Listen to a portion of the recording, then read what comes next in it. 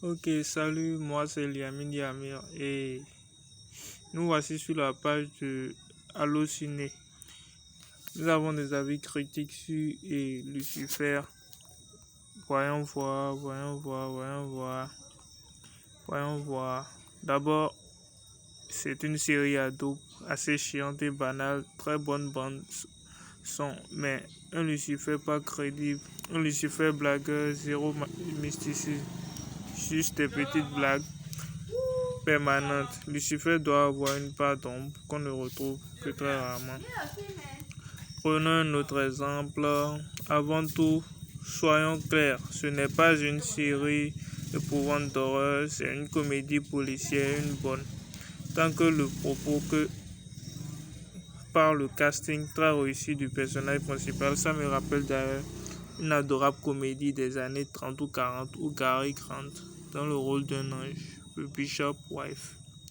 Là aussi, il était question d'une entité supérieure dont les dons malicieux finissaient très vite par révéler le pire comme le meilleur chez les pauvres humains. Bon, il y en a tellement. Bon, voici un autre.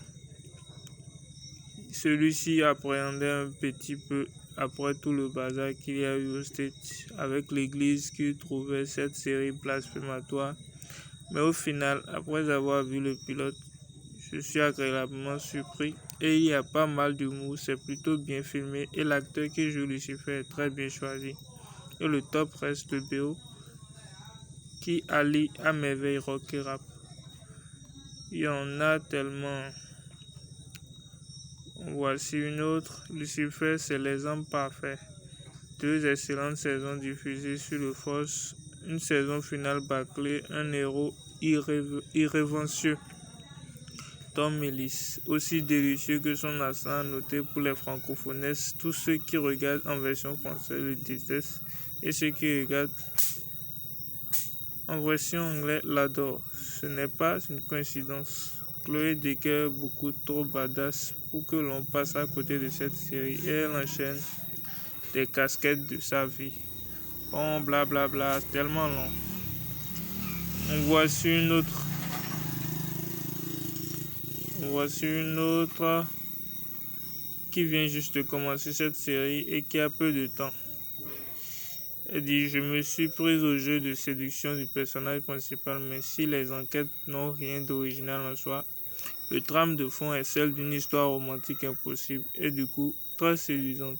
L'acteur principal est drôle et a beaucoup de charme. Il fait le succès de la série. En voici quelqu'un d'autre qui fait des critiques en plusieurs parties carrément. Disons 2 parties. Bon. D'habitude, une série commence sur les chapeaux de roue, puis s'étouffe petit à petit. Avec Lucifer, c'est exactement l'inverse. Les 2 premières saisons et dans une moindre mesure la première partie de la troisième sont décevantes, puis la suite est de très bonne qualité. Phénomène inhabituel mais extrêmement plaisant. Le principal reproche que je fais aux 2 premières saisons porte sur leur effet de répétition. En effet, chaque épisode spoiler. De plus, le côté céleste, bon, c'est assez long. Voilà, critique sur saison 1. Bon, les gens ne sont pas souvent à jour sur les saisons qui sortent. Ils sont pas souvent à jour sur les saisons qui sortent. Ils sont pas souvent à jour sur les saisons qui sortent. Bon, ici on a une série qui prend au trip et qu'il est impossible de lâcher. Tom Ellis, pour parler familièrement, pète la classe. Les enquêtes successives sont bien ficelées avec un scénario toujours bien fait. Bon, en fait, les gens aiment beaucoup l'acteur principal. D'après la plupart des commentaires, c'est que Tom Ellis assure.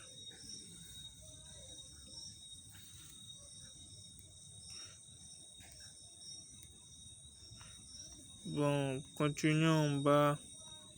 On a quelqu'un qui n'était pas fan au début de Chloé et au fil des épisodes ça passe mieux. Je ne regarde jamais des séries policières, mais là franchement, j'adore. C'est vraiment très bien fait. Rien d'étonnant au vu du réalisateur. Franchement, je ne me lasse pas. Voilà, par exemple, Julien qui dit que la série est excellente, qu'elle a découvert récemment et qu'il a enchaîné 3 premières saisons avec délectation.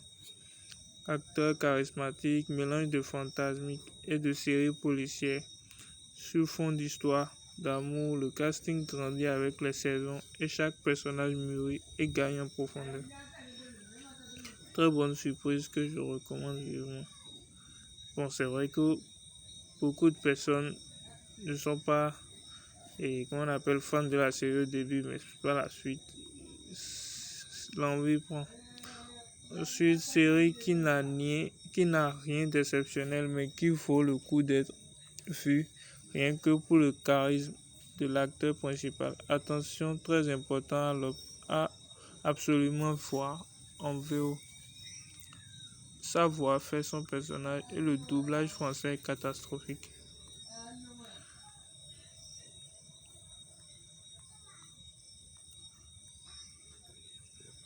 Un autre commentaire assez long. Si on vous dit va au diable, vous pourrez toujours répondre c'est plein, pas de place. Et là vous auriez tort. Lucifer ou Lucie pour les intimes en a marre. Lassé de sa position de prince des enfers, il se révolte contre son père et décide de mener une grande vie. Ah, bon, celui-ci, le français n'est pas très bien. Bon, celui-ci, bien qui conditionnel de la série, cette saison 5 surtout, voilà quelqu'un qui suit régulièrement la série, qui est déjà la saison 5. Surtout la deuxième partie sombre dont je ne sais quoi et perd l'âme originaire de la série, plus d'enquête ou enquête secondaire, on tombe dans le swap. Bon, c'est vrai que par la suite, il n'y avait plus d'enquête, mais est-ce que c'était vraiment les enquêtes qui faisaient la série? C'était le lien entre les deux et comment on appelle Chloé et Lucifer. Bon, celui-ci, voilà quelqu'un qui fait des commentaires régulièrement. Il en a déjà fait 123. Voici une série gâchée qui a pris une mauvaise direction, celle d'une comédie gentillette pour adolescents. Elle aurait pu être tellement mieux malgré tout. Le personnage de Lucifer est très attachant. Les enquêtes policières sont nulles. Voilà quelqu'un qui donne son avis du fond du cœur, j'imagine. Bon, pour la plupart qui font beaucoup plus de critiques, voilà quelqu'un qui a déjà fait 17 critiques sur des séries. C'est beaucoup mieux de lire ce genre de critiques. Bon, le concept est marrant et Lucifer plutôt intéressant et bien interprété. Malheureusement, en dehors de quelques fulgurantes, on retombe vite dans la série policière basique. Un crime à résoudre par épisode, c'est le cas pour ce pilote du moins. Bon, il cite d'autres séries. Voilà, il y a Mentalist, Castle, Forever, Unforgettable, White Collar. Bon, dans le mille, c'est la même. Un flic qui fait équipe avec un perso qui détonne. Et ça promet les 10% de rigolade pour 90% d'enquête bien banale et chiante comme d'habitude. Bon, ça fait un avis perso, mais bon. Quand était-ce la dernière fois qu'un épisode des séries précédemment citées vous a vraiment ébloui? Vous vous en souvenez plus? Moi, si, la réponse est jamais. Et j'ai pas vraiment de raison de penser que ça va changer avec celle-ci. Je vais insister un peu par acquis de conscience, mais si ça reste bien dans les clous, comme j'en ai peur, je lâche. Les séries policières, je ne supporte plus. Ça use toujours les mêmes codes prévisibles à souhait. Et la mienne, elle était déjà rompue avant même que le premier épisode des Esprits arrive à l'antenne. Les commentaires sont longs et chiants. Bon, voici quelqu'un qui aime beaucoup la série. Je viens d'avaler les 5 saisons et je vais être bref, c'est hyper cliché. Les enquêtes policières n'ont aucun intérêt. On devine quasiment tout à l'avance, mais le fil rouge est intéressant. Les personnages périphériques, Ella, Dan, Maisie, Kin, Linda, Amenadiel sont approfondis et captivants. Cette série a un je ne sais quoi qui captive. Malgré ses très nombreux défauts, je regarderai la saison 6. Je reconnais que ça a beaucoup de défauts.